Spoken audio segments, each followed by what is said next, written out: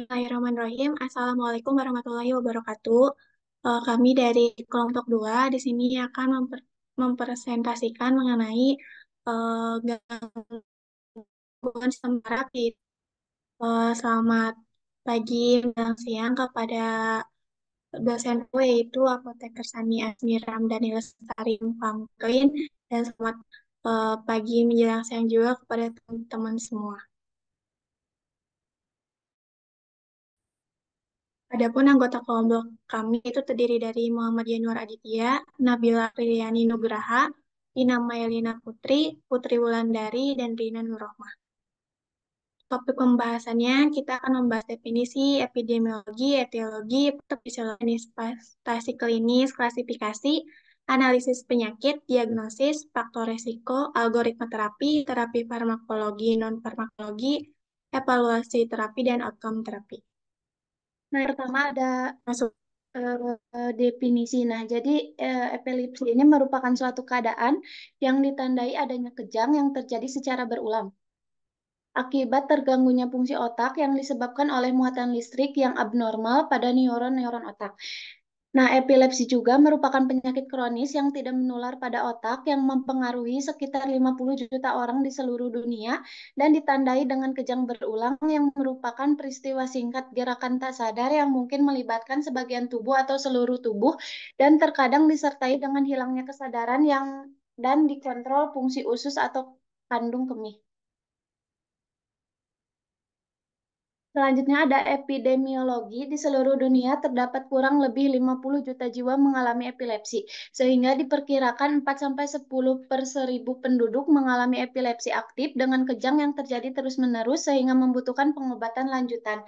Diperkirakan 10-15 juta anak usia kurang dari 15 tahun di dunia mengalami epilepsi. Sebanyak 3-5 juta anak mengalami serangan rutin, 40% di antaranya berusia kurang dari 15 tahun dan 80% anak tersebut hidup di negara berkembang. Prevalensi akibat terjadinya epilepsi banyak terjadi di negara berkembang diakibatkan faktor penyakit atau pada cedera pada otak daripada di negara industri. Nah, di Indonesia sendiri belum diketahui jumlah pasti penderita epilepsi pada anak. Namun prevalensi epilepsi di Indonesia diperkirakan berkisar 5-10 kasus per 1000 orang dan insidennya berkisar 50 kasus per 100.000 per orang per tahun. Selanjutnya ada etiologi. Penyebab epilepsi ini dibagi ke dalam kategori struktural, genetik, metabolik, kekebalan, dan belum diketahui secara pasti. Nah, seperti yang pertama itu ada kerusakan otak akibat penyebab prenatal atau perinatal, misalnya kehilangan oksigen atau trauma saat lahir, berat badan lahir rendah. Yang kedua ada kelainan bawaan atau kondisi genetik dengan malformasi otak terkait. Yang ketiga ada cedera kepala parah. Yang keempat ada stroke yang membatasi jumlah oksigen ke otak. Yang kelima ada infeksi otak seperti meningitis, encephalitis atau neurosocticercosis. Yang keenam ada sindrom genetik tertentu dan ada tumor otak. Nah, patofisiologinya sendiri yaitu sistem saraf merupakan communication network atau jaringan komunikasi. Otak berkomunikasi dengan organ-organ tubuh lain melalui sel-sel saraf atau neuron. Pada kondisi normal, impuls saraf dari otak secara elektrik dibawa oleh neurotransmitter seperti GABA atau gamma aminobutyric acid glutamat melalui sel-sel saraf ke organ tubuh lainnya. Faktor-faktor penyebab epilepsi di atas mengganggu sistem ini sehingga menyebabkan ketidakseimbangan aliran listrik pada sel saraf dan menimbulkan kejang yang merupakan salah satu ciri epilepsi. Nah, bangkitan epilepsi itu berasal dari sekelompok sel neuron yang abnormal di otak yang melepas muatan secara berlebih dan hipersinkron. Sekelompok sel ini yang disebut fokus epileptik. Nah, lepas muatan ini kemudian menyebar melalui jalur-jalur fisiologis anatomis dan melibatkan daerah sekitarnya. Serangan epilepsi terjadi apabila proses eksitasi di dalam otak lebih dominan daripada proses inhibisi atau hambatannya. Pada kejadian epilepsi, ion-ion tersebut terkoordinasi baik sehingga dapat timbul loncatan muatan. Kemudian, akibat dari loncatan neuron yang tidak terkoordinasi dengan baik, sekelompok neuron akan mengalami abnormal depolarisasi yang berkepanjangan berkenaan dengan cetusan potensial aksi secara cepat dan berulang-ulang. Cetusan listrik yang abnormal ini kemudian mengajak neuron-neuron sekitarnya sehingga menimbulkan serangan gerakan yang melibatkan otot dan menimbulkan kejang. Spasma otot terjadi hampir pada semua bagian termasuk otot mulut sehingga penderita mengalami ancaman permukaan pada lidah. Kelainan sebagian besar dari neuron otak yang diakibatkan gangguan listrik juga mengakibatkan penurunan kesadaran tiba-tiba sehingga beresiko cedera karena benturan benda sekitar atau terkena benda yang berbahaya seperti api, listrik, atau benda lainnya. Selanjutnya akan dijelaskan oleh rekan saya. Selanjutnya ada manifestasi klinis. Gejala dan tanda dari epilepsi dibagi berdasarkan klasifikasi dari epilepsi, yaitu yang pertama ada kejang parsial, yang kedua ada kejang umum. Nah, yang pertama kejang parsial berasal dari sebagian kecil dari otak atau satu hemisfer cerebrum. Kejang terjadi pada satu sisi atau satu bagian tubuh dan kesadaran penderita umumnya masih baik. Kejang parsial dibagi menjadi dua, yaitu kejang parsial sederhana dan kejang parsial kompleks. Perbedaan yang signifikan dari kedua tipe ini yaitu kejang parsial sederhana, kesadaran penderitanya masih baik, sedangkan kejang parsial kompleks, penurunan kesadaran dan otomatisme pada penderita. Next.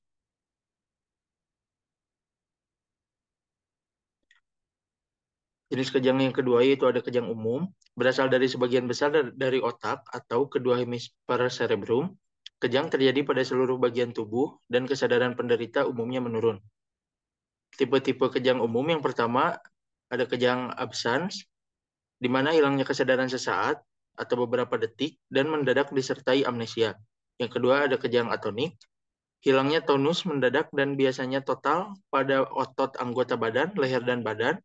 Durasi kejang bisa sangat singkat atau lebih lama. Yang ketiga, kejang mioklonik, ditandai dengan kontraksi otot bilateral simetris yang cepat dan singkat. Kejang yang terjadi dapat tunggal atau berulang. Yang keempat ada kejang tonik-klonik. Kesadaran hilang dengan cepat dan total disertai kontraksi menetap dan masif di seluruh otot. Mata juga mengalami deviasi ke atas. Yang terakhir ada kejang klonik. Gejala yang terjadi hampir sama dengan kejang mioklonik, tetapi kejang yang terjadi berlangsung lebih lama, biasanya sampai 2 menit. Next. Selanjutnya yaitu ada klasifikasi. Jadi tipe epilepsi yang meliputi pokal, umum, gabungan pokal dan umum, dan epilepsi idiopatik.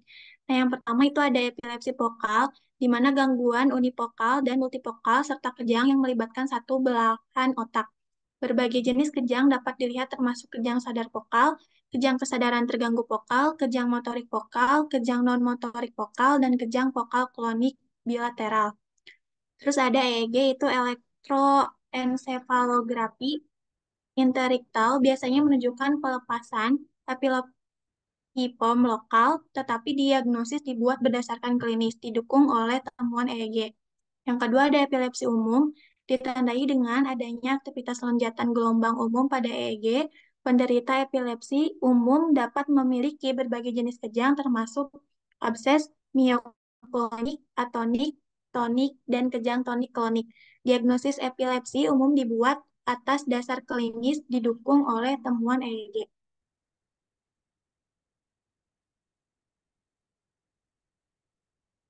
Yang ketiga ada epilepsi gabungan umum dan vokal, memiliki kejang umum dan kejang vokal. Diagnosis dibuat atas dasar klinis didukung oleh temuan EEG. EEG interiktal dapat menunjukkan baik lonjatan gelombang umum dan pelepasan epilepsi vokal, tetapi aktivitas epileptiformis tidak diperlukan untuk diagnosis. Yang keempat ada epilepsi unknown atau idiopatik, di mana merupakan epilepsi tidak dapat ditemukan apakah tipe epilepsi vokal atau umum karena informasi yang tidak cukup. Ditandai dengan tidak ada akses ke EEG atau studi EEG mungkin tidak informatif. Selanjutnya ada analisis penyakit. Yang pertama itu ada hasil anamnesis atau subjektif. Nah, ada 3 langkah untuk menuju diagnosis epilepsi, yaitu yang pertama, memastikan apakah kejadian yang bersifat paroksismal merupakan bangkitan epilepsi. Pada sebagian besar kasus, diagnosis epilepsi dapat ditegakkan berdasarkan informasi yang diperoleh dari anamnesis, baik auto maupun alo anamnesis dari orang tua maupun saksi mata yang lain. Selanjutnya, langkah yang kedua, apabila benar terdapat bangkitan epilepsi, maka tentukan bangkitan tersebut bangkitan yang mana. Nah, langkah yang ketiga atau langkah terakhir, yaitu menentukan etiologi, sindrom epilepsi, atau penyakit epilepsi apa yang diderita pasien, dilakukan dengan memperhatikan klasifikasi. Langkah ini penting untuk menentukan prognosis dan respon terhadap OAE atau obat anti-epilepsi.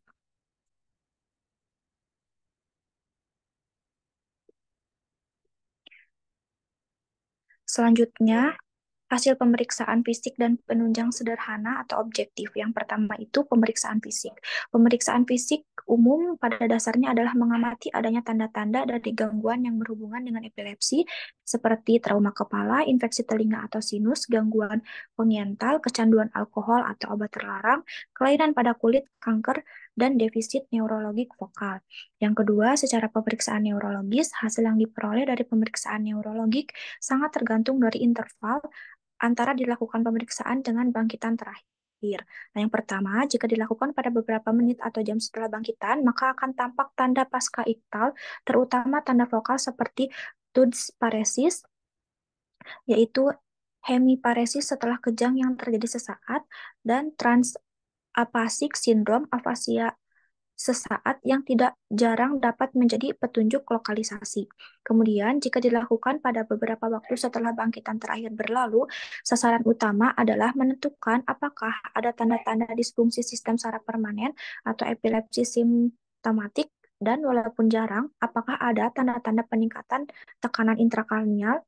Yang ketiga, pemeriksaan penunjang ini dapat dilakukan di layanan sekunder, yaitu EEG, pemeriksaan pencitraan otak, pemeriksaan laboratorium lengkap, dan pemeriksaan kadar OAE.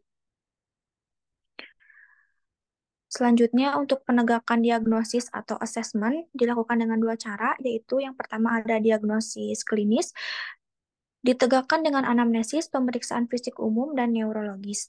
Sedangkan untuk diagnosis banding mencakup sinkop, transient ischemic attack, vertigo, global amnesia, tics, and gerakan involuntar.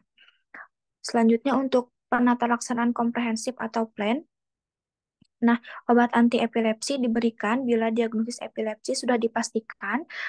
Kemudian pastikan faktor pencetus dapat dihindari seperti alkohol, stres, kurang tidur, dan lain sebagainya. Kemudian terdapat minimum 2 bangkitan dalam setahun. Lalu penyandang dan atau keluarganya sudah menerima penjelasan terhadap tujuan pengobatan, dan yang terakhir, penyandang atau keluarganya telah diberitahu tentang kemungkinan efek samping yang timbul dari obat anti-epilepsi tersebut. Nah, terapi dimulai dengan monoterapi menggunakan obat anti-epilepsi pilihan sesuai dengan jenis bangkitan dan jenis sindrom epilepsi. Kemudian yang ketiga, pemberian obat dimulai dari dosis rendah dan dinaikkan bertahap sampai dosis efektif tercapai atau timbul efek samping. Kadar obat dalam darah ditentukan bila bangkitan tidak terkontrol dengan dosis efektif. Setelah pengobatan dosis regimen obat anti-epilepsi, dilihat interaksi antar obat tersebut atau obat lain. Pemeriksaan interaksi obat ini dilakukan rutin setiap tahun pada penggunaan penitoin. Nah, bila pada penggunaan dosis maksimum obat anti-epilepsi tidak dapat mengontrol bangkitan, maka dapat dirujuk kembali untuk mendapatkan penambahan obat anti-epilepsi kedua. Bila obat anti-epilepsi kedua telah mencapai kadar terapi, maka obat anti-epilepsi pertama diturunkan bertahap atau tapering off secara perlahan-lahan.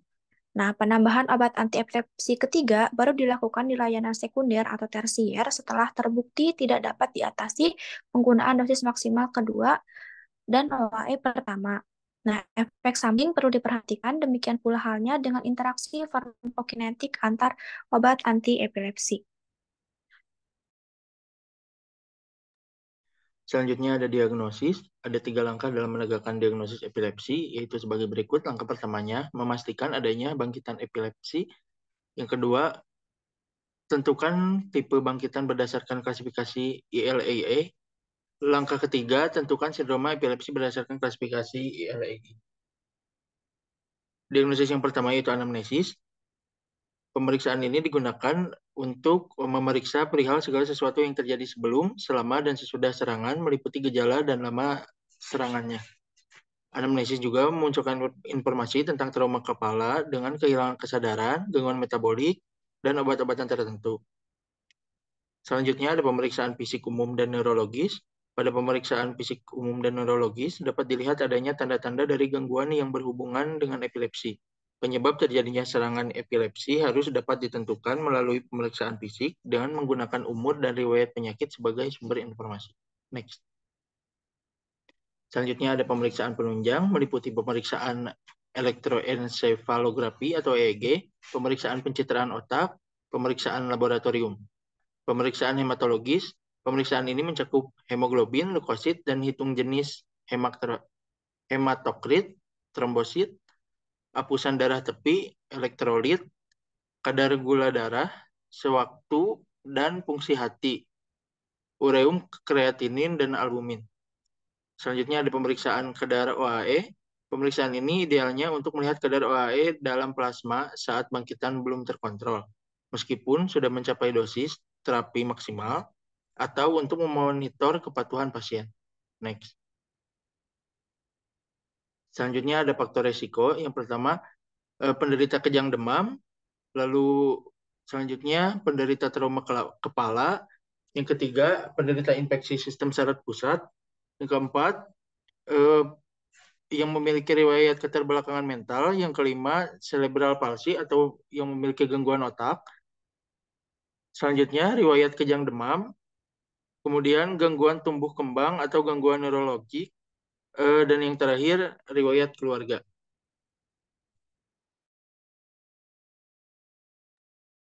Baik, selanjutnya masuk dalam algoritma di mana untuk diagnosis epilepsi mulailah pengobatan dengan satu AED. AED itu anti-epilepsy drug atau yang sering dikenal juga dengan obat anti-epilepsi.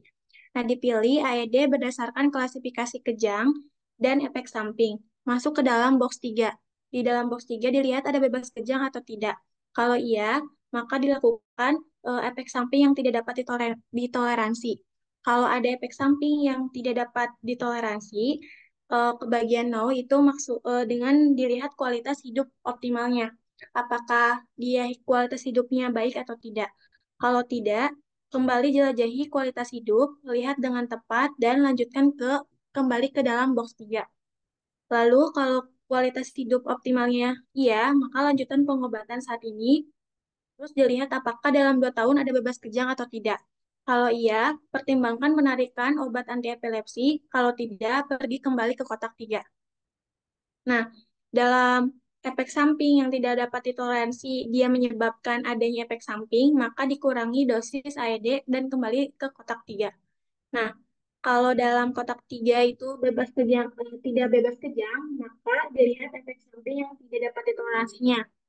Kalau tidak ada, berarti tingkatkan dosis AED dan kembali pergi ke kotak 3. Tapi kalau iya, maka kurangi dosis AED pertama, lalu tambahkan AED kedua. Nah, masuk dalam kotak 4, di kotak keempat ini dilihat kembali apakah ada bebas kejang atau tidak. Setelah penambahan AED kedua. Kalau kalau iya, maka pertimbangkan untuk menghapus AED pertama dan kembali mulai dari kotak 3. Lalu kalau tidak, maka efek samping yang tidak dapat ditoleransinya dilihat apakah ada atau tidak. Kalau tidak ada efek samping yang tidak dapat ditoleransi, maka tingkatkan dosis AED kedua, lalu periksa interaksinya, seperti periksa kepatuhan, dan lalu lanjutkan kembali ke dalam kotak 4. Nah, tapi kalau ada efek samping yang harus ditoleransi atau iya, maka dihapus AED yang paling tidak efektifnya, lalu tambahkan AED kedua lainnya.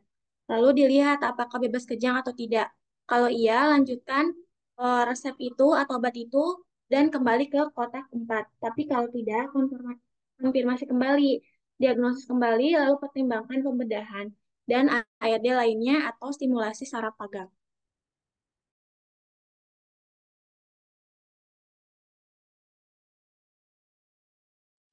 Baik, selanjutnya masuk ke manajemen terapi. Yang pertama ini ada monoterapi. Nah, monoterapi ini direkomendasikan untuk pasien dengan epilepsi yang baru didiagnosis. Karena 60% pasien yang baru didiagnosis dengan epilepsi akan bebas bangkitan dengan pemberian obat antiepilepsi tunggal dengan dosis sedang.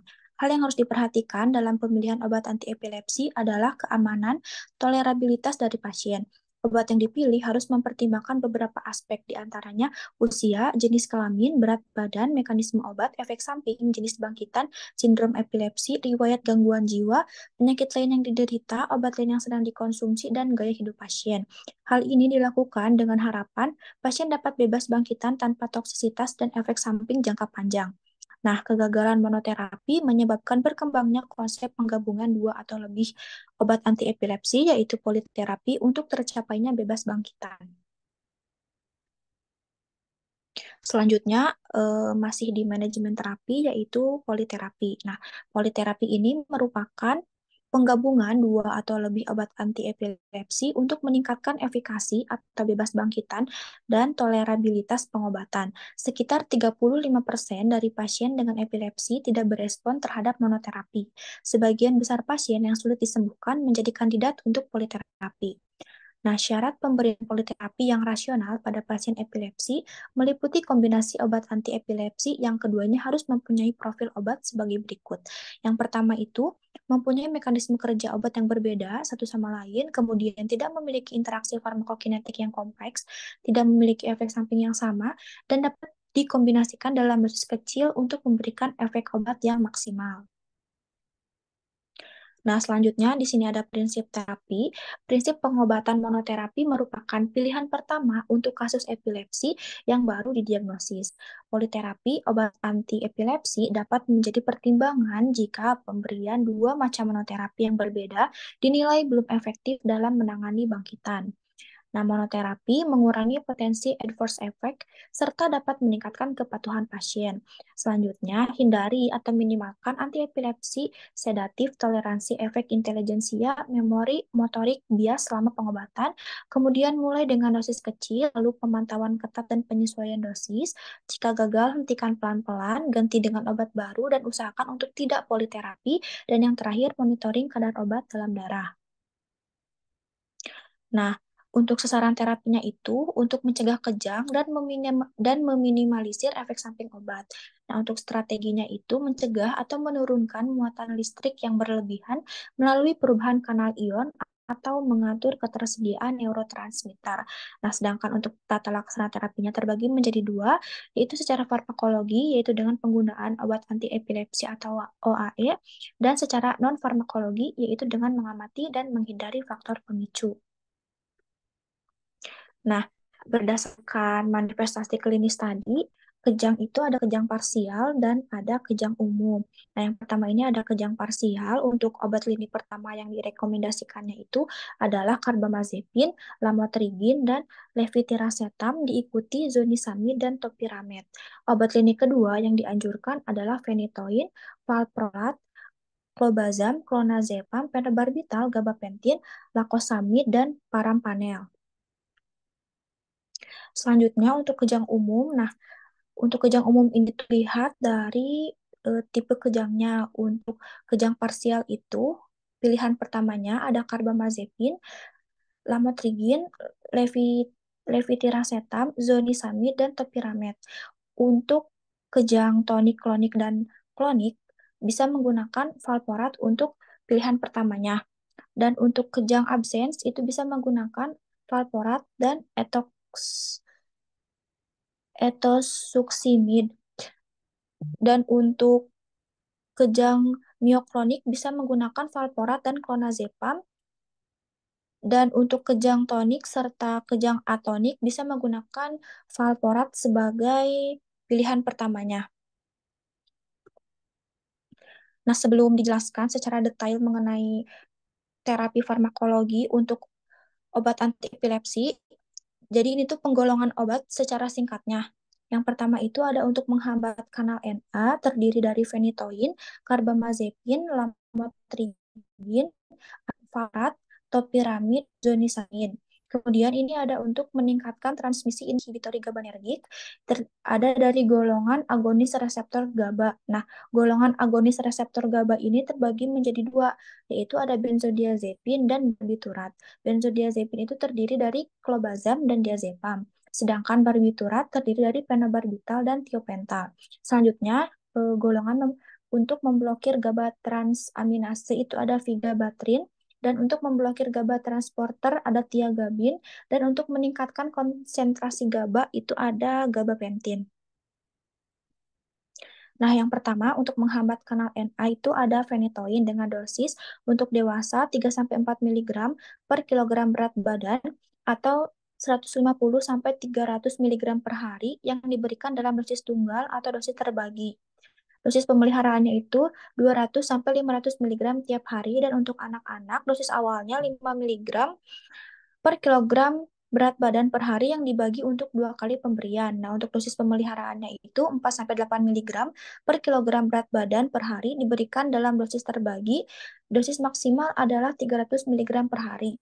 Nah, untuk alasan kenapa diberikan phenytoin itu, karena phenytoin merupakan obat anti epilepsi yang diberikan sebagai first line atau pilihan pertama terapi yang paling umum digunakan. Selanjutnya ada carbamazepin. Ini untuk dosisnya itu bagi anak kurang dari 6 tahun yaitu 10-30 mg per kilogram per hari terbagi dalam 2-3 dosis.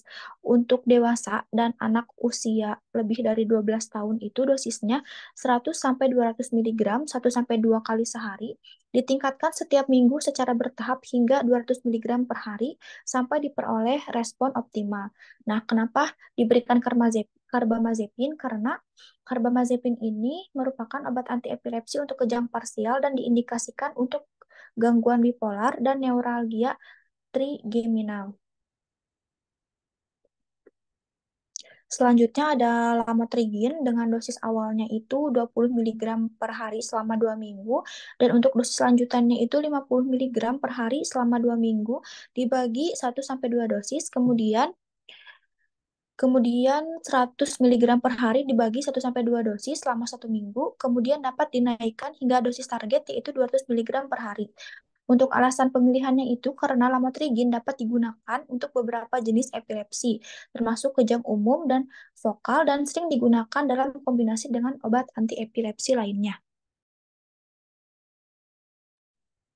Selanjutnya ada asam valproat dengan dosis untuk kejang epilepsi sebesar 10-15 mg per kilogram berat badan, maksimal 60 mg per kilogram. Bila melebihi 250 mg per hari, dosis dibagi menjadi beberapa kali dalam sehari.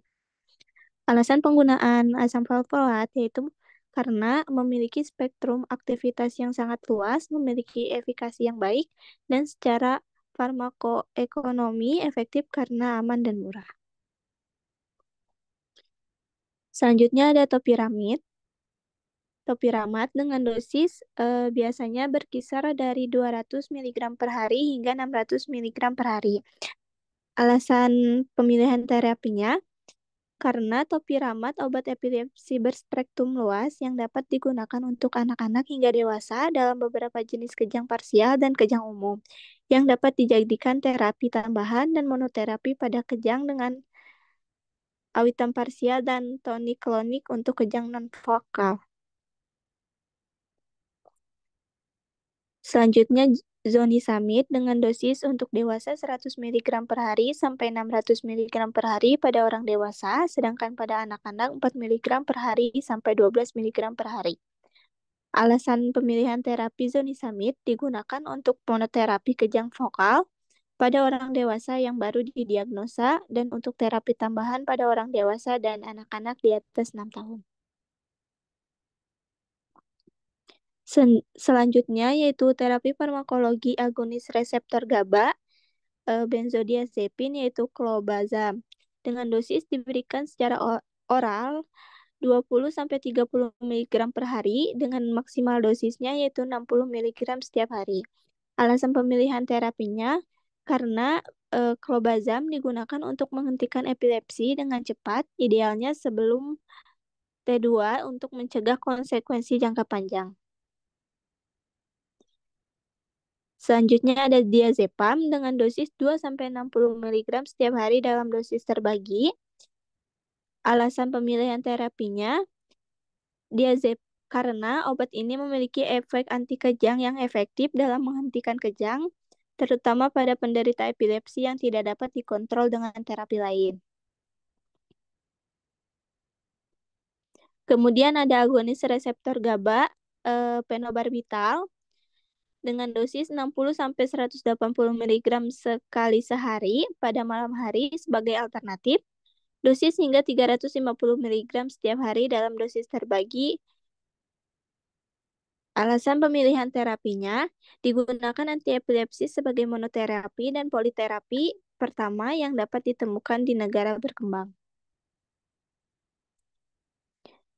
Selanjutnya ada tiopental dengan dosis untuk dewasa 75-125 mg setara dengan 3-5 ml larutan tiopental 2,5% diberikan sesama mungkin saat kejang muncul.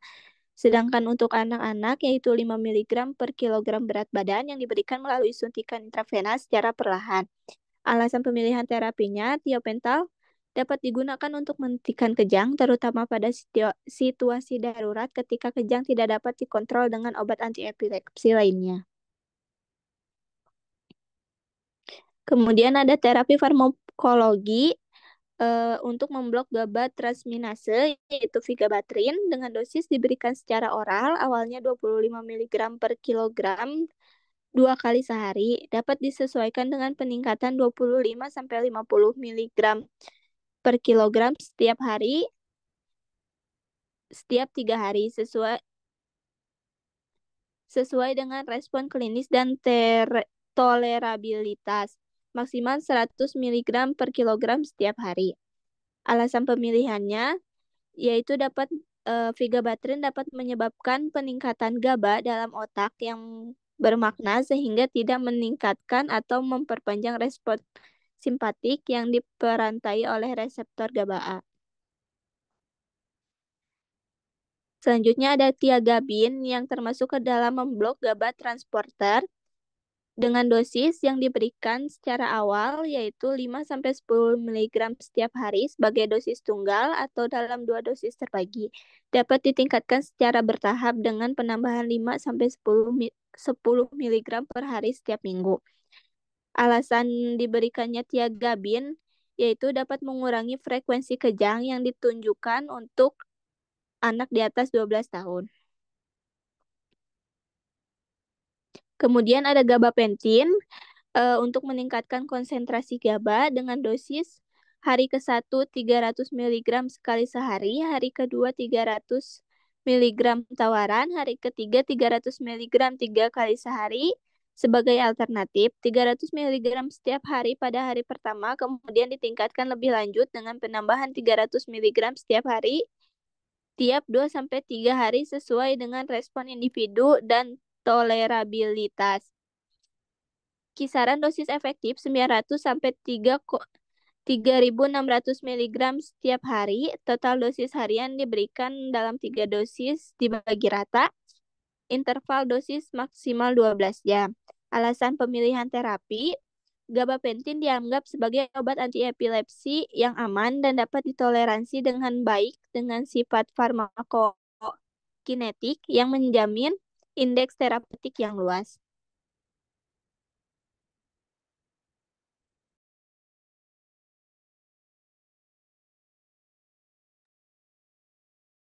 Selanjutnya masuk dalam evaluasi terapi, pasien harus dipantau untuk pengendalian kejang, kondisi komorbitas, penyesuaian sosial, termasuk penilaian kualitas hidup, interaksi obat, kepatuhan, dan efek samping. Screening berkala untuk gangguan neuropsikiatri, komorbiditas seperti depresi dan kecemasan juga penting. Respon klinis lebih penting daripada konsentrasi obat dalam serum. Hasil dapat dinilai dengan pemantauan klinis prospektif, tinjauan pemanfaatan obat, dan penilaian kualitas hidup. Pemantauan klinis melibatkan identifikasi jumlah dan jenis kejang. Pasien harus diberikan catatan harian kejang dan tingkat keparahan serta frekuensi kejang harus dipantau. harus ada penurunan jumlah dan atau tingkat keparahan kejang. Pasien harus ditanyai secara teratur untuk menentukan apakah mereka bebas kejang. Penting untuk diingat bahwa mungkin sebanyak 30% pasien akan sulit menerima pengobatan farmakologi saat ini. Pada pasien ini, jika dokter telah menentukan bahwa dosis AED telah dimaksimalkan, maka dokter harus melakukan pertimbangkan terapi AED atau kemungkinan besar evaluasi untuk operasi epilepsi atau stimulator vagal. Terapi non-farmakologis untuk penata laksana epilepsi semakin mendapat perhatian sebagai pengobatan alternatif atau tambahan yang potensial terhadap terapi farmakologis tradisional. Nah, terapi ini itu bertujuan untuk mengurangi frekuensi dan tingkat keparahan kejang, meningkatkan kualitas hidup pasien, dan meminimalkan efek samping yang terkait dengan pengobatan. Yang pertama itu ada diet ketogenik, di mana diet ketogenik ini melibatkan asupan makanan tinggi lemak dan rendah karbohidrat untuk menginduksi keadaan metabolisme yang disebut ketosis, yang mengurangi frekuensi kejang pada beberapa pasien. Nah, di sini ada beberapa dalam tabel sampel diet ketogenik. Nah, terus pengobatan tradisional dalam pengobatan komplementer termasuk pengobatan yoga dan akupuntur juga umum digunakan untuk beberapa pasien sebagai penata laksanaan epilepsi. Terus ada neurostimulasi yang dimana melibatkan penggunaan impuls listrik atau magnet untuk mengubah aktivitas sel otak dan mengurangi aktivitas kejang.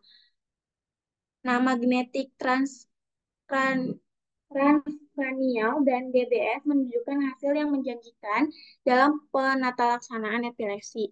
Terus yang terakhir itu ada intervensi bedah, di mana melibatkan pengangkatan area otak yang menyebabkan kejang atau implantasi alat yang mengirimkan impuls listrik ke saraf vagus. Intervensi ini telah menunjukkan hasil yang menjanjikan dan mengurangi frekuensi kejang dan meningkatkan kualitas hidup pasien. Nah, untuk outcome terapinya, di mana diagnosis epilepsi dapat ditegakkan dari anamnesis, pemeriksaan fisik, dan pemeriksaan penunjang untuk penggunaan obat anti-epilepsi berdasarkan tipe kejang. Terus untuk prinsip pengobatan monoterapi merupakan pilihan pertama untuk kasus epilepsi yang baru didiagnosis. Politerapi obat anti-epilepsi dapat menjadi pertimbangan jika pemberian dua macam monoterapi yang berbeda dinilai belum efektif dalam menangani bangkitan. Beberapa pasien akan mencapai tahapan bebas kejang dengan kombinasi 3 obat anti-epilepsi. Tetapi perlu diingat bahwa kombinasi 4 atau lebih obat anti-epilepsi tidak menjamin keberhasilan pengobatan. Lalu penghentian obat anti-epilepsi dilakukan bila terjadi bebas bangkitan setelah 3-5 tahun dengan gambaran EEG atau elektroensefalografinya normal. Nah, berikut daftar pustaka atau referensi yang kami gunakan. Cukup sekian presentasi dari kami, kurang lebihnya mohon dimaafkan. Wassalamualaikum warahmatullahi wabarakatuh.